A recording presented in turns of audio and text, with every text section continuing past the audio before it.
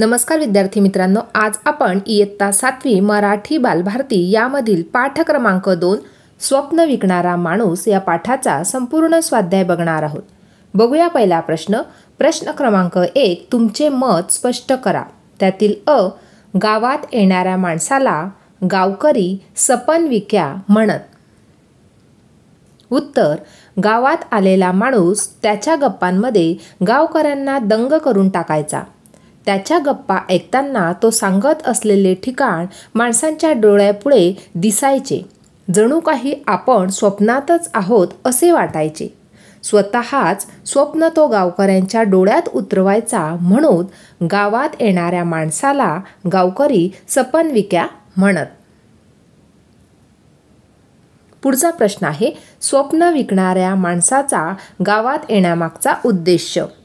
उत्तर, गावोगावी जाऊन तिथल्या लोकांना एकत्र जमवणे, त्यांच्याशी बोलणं, आपले अनुभव, आपल्याजवळ जे ज्ञान आहे ते इतरांना सांगणं व दुसऱ्यांना आनंद देणं हाच स्वप्न विकणाऱ्या माणसाचा गावात येण्यामागचा उद्देश होता. पुढचा प्रश्न आहे, प्रश्न क्रमांक 2, स्वप्न विकणाऱ्या माणसाचे खालील मुद्द्यांच्या आधारे 2-2 वाक्य वर्णन करा. आता या ठिकाणी 4 मुद्दे दिलेले आहे. स्वप्न विकणारा माणूस, त्याचा पेहराव कसा होता, त्याचे बोलणे कसे होते आणि त्याचे स्वप्न कसे होते. या ठिकाणी या मुद्द्यांच्या आधारे आपल्याला 2-2 वाक्य त्याचे वर्णन लिहायचे आहे. बघा या प्रकारे. पहिलं, त्याचा पेहराव. तलम रेशमी धोतर, त्यावर तसाच जरीचा सैलसर कुडता, डोक्यात लाल पांढरा फेटा, डोळ्यांवर चष्मा, पायात चामडी बूट असा स्वप्न विकणाऱ्या माणसाचा पेहराव होता. दुसरं, त्याचे बोलणे. स्वप्न विकणाऱ्या माणसाच्या बोलण्यामध्ये गंमत असायची, कुतूहल असायचे. तो आपल्या बोलण्याने लोकांना तल्लीन करायचा. लोक त्याचे वर्णन केलेल्या प्रांतात मनातच भटकून यायचे. इतके हुबेहूब वर्णन स्वप्न विकणारा माणूस स्वतःच्या बोलण्यातून करायचा. आणि तिसरा मुद्दा आहे तो म्हणजे त्याचे स्वप्न. आपले अनुभव, आपल्याजवळ असणारे ज्ञान इतरांना सांगावं, दुसऱ्यांना आनंद द्यावा हेच स्वप्न विकणाऱ्या माणसाचं स्वप्न होतं. प्रश्न क्रमांक 3, खालील आकृत्या पूर्ण करा. स्वप्नाविषयी लेखकाचे मत. या प्रकारे मत होते बघा. माणसाला स्वप्ने बघता आली पाहिजेत. दुसरं, ज्याला स्वप्ने बघता येत नाही तो माणूसच नाही. तिसरं, स्वप्न आपल्याला समृद्ध करते. चौथं, स्वप्न बघण्यासाठी संवेदनशील मन असावे लागते. आणि 5वं, तीव्र संवेदनशील मन असलेली माणसे आपल्या स्वप्नपूर्तीसाठी वाटेल ते करतात. अशा प्रकारे स्वप्नांविषयी लेखकाचे मत होते. स्वप्नांविषयी इतरांचे मत. याचे उत्तर आहे या प्रकारे. काही लोक स्वप्नांना तुच्छ लेखतात. दुसरं, भलती चलती स्वप्न पाहू नयेत असं म्हणतात. तिसरं, स्वतः आदर्श बनून वावरावे. आणि चौथं, काहींच्या मते स्वप्नाळू वृत्ती घातक असते. पुढचं आहे, स्वप्न विकणाऱ्या माणसाजवळील गाठोड्यातील वस्तू. उत्तर आहे या प्रकारे. काजू, खोबरे, खारीक, बादाम, किसमिस, वेलदोळे आणि सुपारी या स्वप्न विकणाऱ्या माणसाजवळील गाठोड्यातील वस्तू होत्या. पुढचं आहे, स्वप्न विकणाऱ्याचे किस्से आणि ऐकणाऱ्यांचे फायदे. बघा या प्रकारे आहेत.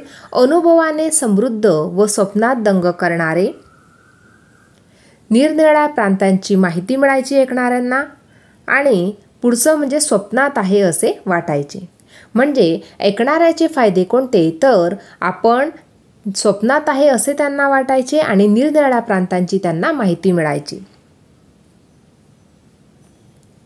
प्रश्न क्रमांक 4, स्वप्न विकणारा माणूस गावात आल्यापासून गाठोडे सोडेपर्यंतच्या घटनांचा ओघ तक्ता तयार करा.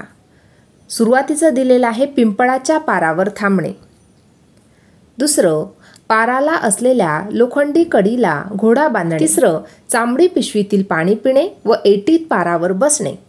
आणि चौथं, जमलेल्या लोकांना वेगवेगळे मजेदार किस्से रंगवून सांगणे. प्रश्न क्रमांक 5, कल्पना करा व लिहा. स्वप्न विकणारा माणूस तुम्हाला भेटला आहे व त्याच्याशी तुमचा संवाद झाला आहे. चर्चा करूया. बघा, झोपेत असताना आपणास स्वप्न का पडत असतील याबाबत विचार करा. घरातील मोठ्या व्यक्तींबरोबर किंवा मित्रांबरोबर याविषयी चर्चा करा. या ठिकाणी जर आपल्याला स्वप्न विकणारा माणूस भेटला तर त्याच्याशी या प्रकारे आपला संवाद होऊ शकतो. बघा, मी म्हणालो, आज खूप दिवसांनी येणं केलं. स्वप्नविका म्हणाले, हो खरं आहे, थोडा कामात गुंतलो होतो. मी म्हणालो, एक विचारू का? स्वप्नविका म्हणाला, विचारा की. मी म्हणालो, तुम्ही हे असं गाठोडं घेऊन का फिरता? स्वप्नविका म्हणाला, प्रवास घडतो, वेगवेगळे प्रदेश पाहायला मिळतात, ओळखी होतात. मी म्हणालो, तुम्हाला गावकरी स्वप्नविक्या म्हणतात हे तुम्हाला माहीत आहे का? स्वप्नविक्या म्हणाला, खरं सांगू का? मी स्वप्न विकत नाही, अनुभव सांगतो, ज्ञान देतो, मनमुराद हसवतो. त्यामुळे माणसं आनंदी राहतात, स्वप्नात रमतात, मला लोकांची सेवा करायला मिळते. अशा प्रकारचा संवाद जर आपल्याला स्वप्न विकणारा माणूस भेटला तर त्यांच्यामध्ये आणि आपल्यामध्ये हा संवाद घडू शकतो. पुढचं बघणार आहोत. पुढचा प्रश्न आहे, झोपेत असताना स्वप्न का पडत असतील या विषयावर चर्चा. मी म्हणालो, ताई, आई, बाबा, झोपेत असताना आपणास स्वप्न का पडत असतील? ताई म्हणाली, अरे, आपण आपल्या मनात ज्या गोष्टीचं चिंतन करत असतो त्या कधी कधी स्वप्नात दिसतात. मनी वसे ते स्वप्ने दिसे. आई म्हणाली, ज्या गोष्टींची आपल्याला ओढ वाटते त्याही गोष्टी आपल्याला स्वप्नातून दिसत असतात. तर बाबा म्हणाले, एखाद्या घटनेचा, प्रसंगाचा आपल्या मनावर गडद परिणाम झाला असतो, त्याचाही आविष्कार आपल्याला स्वप्नात होत असतो. पुढचा प्रश्न आहे, खेळूया शब्दांशी. त्यातील अ, पार, झाडाच्या बुंध्याजवळ बसण्यासाठी सभोवताली बांधलेला ओटा. पार म्हणजे पलीकडे. असे पार या शब्दाचे 2 अर्थ होतात. लक्षात ठेवा, संदर्भानुसार शब्दांचे अर्थ बदलू शकतात. खालील शब्दांचे प्रत्येकी 2 अर्थ लिहा. बघा, पहिला शब्द आहे हार म्हणजे मारणे किंवा माळ. दुसरा आहे कर म्हणजे हात किंवा करणे. आणि तिसरा आहे वात म्हणजे वारा किंवा दिव्याची वात. दुसरा प्रश्न आहे, खाली दिलेले वाक्प्रचार व त्यांचे अर्थ यांच्या जोड्या जुळवा. या ठिकाणी अ गट आणि ब गट दिलेले आहे, यांच्या योग्य जोड्या आपल्याला जुळवायच्या आहे. या प्रकारे, मती कुंठित होणे म्हणजे विचार प्रक्रिया थांबणे, तरतरी पेरणे म्हणजे उत्साह निर्माण करणे, गहिवरून येणे म्हणजे कंठ दाटून येणे. पुढचा प्रश्न, खाली दिलेल्या शब्दांचा वापर करून वाक्य तयार करा. त्यातील अ, कुतूहल. पूर्वी लोकांना संगणकाविषयी कुतूहल वाटायचे. दुसरं, संभ्रम. कधी कधी मित्र कोण व शत्रू कोण याबद्दल संभ्रम निर्माण होतो. तिसरा शब्द आहे ढब. दामूची ढोलकी वाजवण्याची ढब वेगळीच आहे. पुढचा आहे आतुरतेने. शेतकरी पहिल्या पावसाची आतुरतेने वाट पाहतात.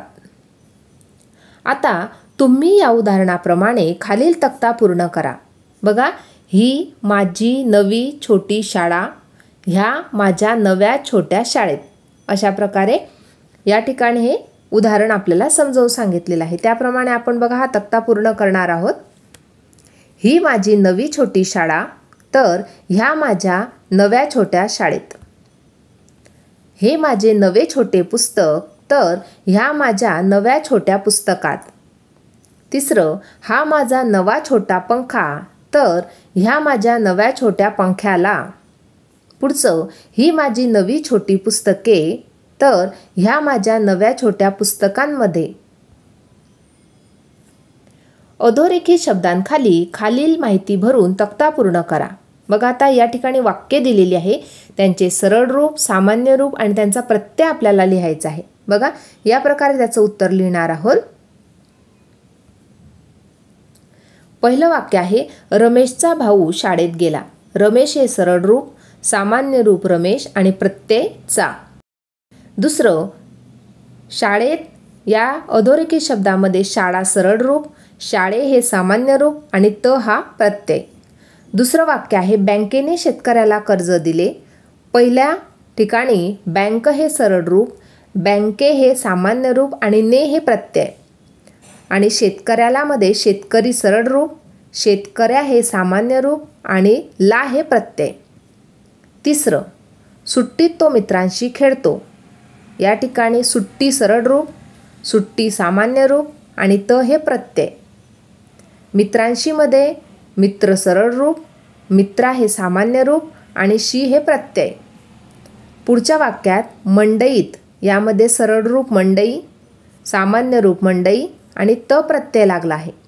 नंतर फळांच्या या शब्दामध्ये फळ सामान्य रूप, फळा हे सामान्य रूप आणि च्या हे प्रत्यय लागलेला आहे. अशा प्रकारे आज आपण इयत्ता 7वी मराठी बालभारती यामधील पाठ क्रमांक 2 स्वप्न विकणारा माणूस या पाठाचा संपूर्ण स्वाध्याय पाहिला. आजचा व्हिडिओ कसा वाटला ते नक्की कॉमेंट करून कळवा आणि व्हिडिओला लाईक, शेअर आणि सबस्क्राईब करायला विसरू नका मित्रांनो. धन्यवाद.